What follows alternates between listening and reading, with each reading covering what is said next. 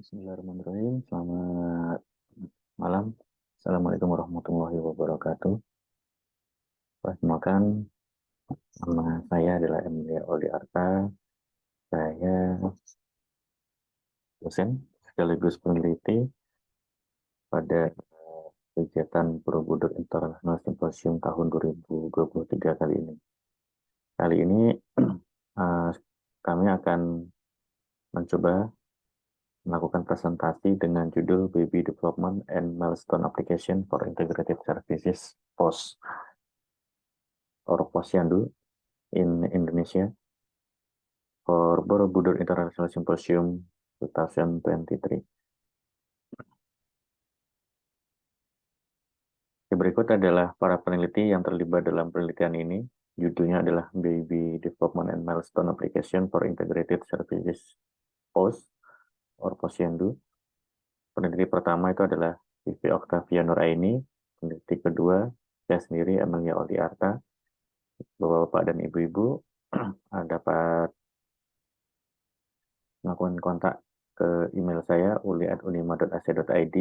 Peneliti ketiga adalah Nuryanto, peneliti keempat adalah Ari Widianto dengan alamat di Universitas Muhammadiyah Magelang pada Fakultas Teknik atau Engineering Faculty. Nah, berikut adalah latar belakang permasalahan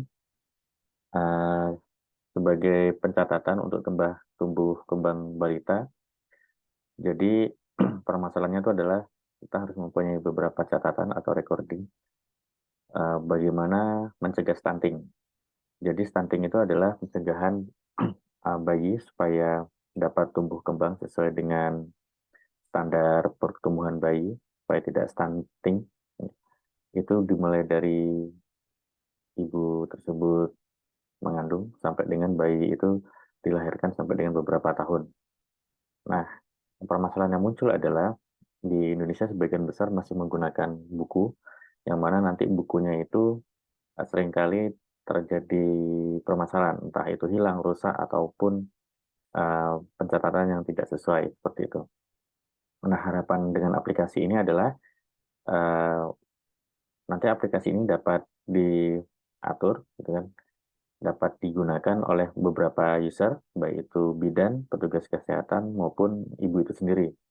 Sehingga nanti tiga user ini dapat mengamati data tumbuh kembang bayi dan anak tanpa harus selalu membawa buku. Jadi tujuan pertama kami itu adalah itu.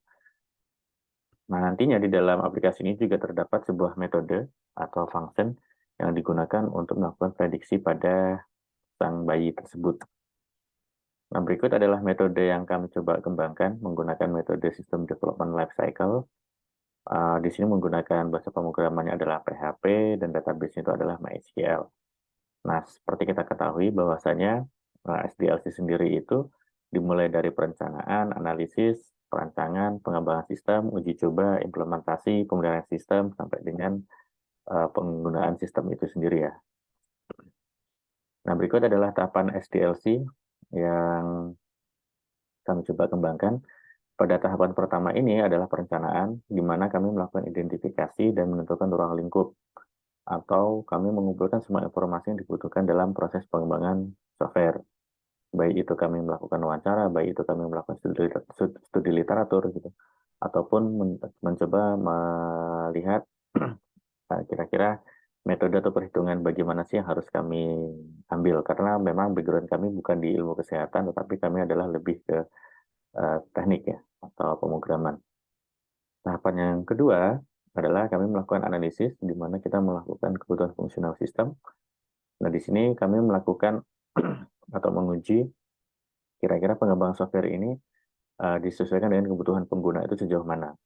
Tahapan ketiga itu adalah perancangan untuk menentukan desain yang akan digunakan, seperti bahasa pemrograman yang akan digunakan apa, desain dari software, user interface, platform, ya, sampai dengan bagaimana software ini dapat dijalankan, juga dengan tingkat keamanan datanya. Tahapan yang keempat adalah pengembangan sistem ini. Dari tahapan proses ini, ya kita nanti akan membangun ini menggunakan bahasa pemrograman yang ada dipilih. Nah, kami memilih menggunakan bahasa pemrograman yang adalah PHP, dan database itu adalah MySQL.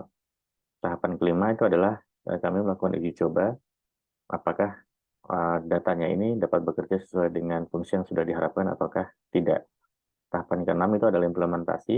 Di sini kami melakukan pengujian ya perangkat lunak ini, kami coba implementasikan di beberapa layanan masyarakat seperti Posyandu. Tahapan yang ke-7 dan terakhir itu adalah pemeliharaan sistem. Nah, ini adalah dilakukan untuk melakukan pembaharuan agar kinerja ini atau fungsi-fungsi ini dapat berjalan secara optimal maupun bisa ditambahkan. Nah, berikutnya ini adalah metode yang kami coba masukkan untuk perhitungan berat badan ideal, walaupun berat badan ini kedepannya masih harus dalam tahap pengembangan lagi karena memang di sini masih menggunakan manual untuk inputan datanya, walaupun sekarang sudah ada timbangan bayi digital seperti itu dan pengukuran bayi digital juga. Harapan kami nanti pengukuran digital tersebut dapat dimasukkan ke dalam software yang sudah kami buat ya. Sedangkan yang kami coba presentasikan pada hari ini itu adalah masih menggunakan manual. Jadi keterlibatan atau proses error itu nanti pada saat data ini dimasukkan itu masih sering terjadi. Harapan kami itu nanti uh, di pengembangan software ini adalah nanti perhitungan digital itu bisa langsung dimasukkan. Nah, ini adalah contohnya, kami membuat sebuah aplikasi di sini metodenya. Jadi kita bisa lihat ada datanya dari bayi, itu kan beratnya berapa kilo, lingkar kepalanya berapa, tanggal periksa terakhir itu berapa. Nah, di sini kita bisa melakukan seperti prediksi secara sederhana saja, apakah bayi atas nama Berliana Putri ini termasuk yang ideal ataukah yang tidak. Nah, ini adalah contoh yang berat badan tidak ideal, ya, atau kekurangan berat badan. Nah, di sini juga masih harus dalam tahap pengembangan lagi, karena di sini belum ada tindak lanjut dari kebutuhan dari dokter. Seperti itu harapannya kami nanti pengembangan dari aplikasi ini itu bisa ditindaklanjuti langsung oleh dokter atau petugas kesehatan, sehingga jika ditemukan berat badan bayi yang tidak ideal, itu pemerintah bisa langsung melakukan konsolidasi ya ke dinas yang terkait. Nah, dari hasil tersebut diambil beberapa kesimpulan bahwasanya sistem informasi posyandu ini berbasis website sangat tepat digunakan gitu karena bisa diakses oleh berbagai macam user atau pengguna. Walaupun seperti kita ketahui sarana dan prasarana juga masih belum baik seperti itu, tetapi harapan kami semakin ke depannya itu adalah nantinya sistem informasi ini dapat berjalan secara lancar seperti itu. Yang kedua, perancangan sistem informasi ini nantinya itu adalah menggunakan SDLC, tentunya nanti pengembangannya tidak lagi menggunakan SDLC. Harapan kami itu nanti kader-kader itu juga bisa langsung berkontribusi dalam pengembangan ataupun penghitungan datanya. Yang terakhir itu adalah pengujian sistem ini, jika terdapat kurang berat badan, itu nanti harus ada konsultasi ya, media konsultasi di sini yang diharapkan oleh para pengguna, sehingga nanti bisa langsung dilihat kira-kira nanti bayi ini apakah sudah konsumsi vitamin ataupun pendukung bayi dan ibunya itu apakah sudah sesuai agar mencapai berat badan yang ideal. Nah, hasil kesimpulan dari aplikasi ini adalah dapat diterapkan pada semua posyandu dengan pendampingan dari dokter maupun petugas kesehatan.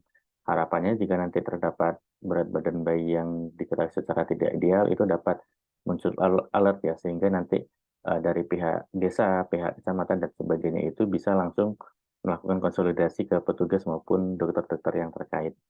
Nah, ini harapannya adalah pencegahan stunting itu dapat langsung ditekan. Oke, terima kasih untuk presentasinya. Selamat malam. Assalamualaikum warahmatullahi wabarakatuh.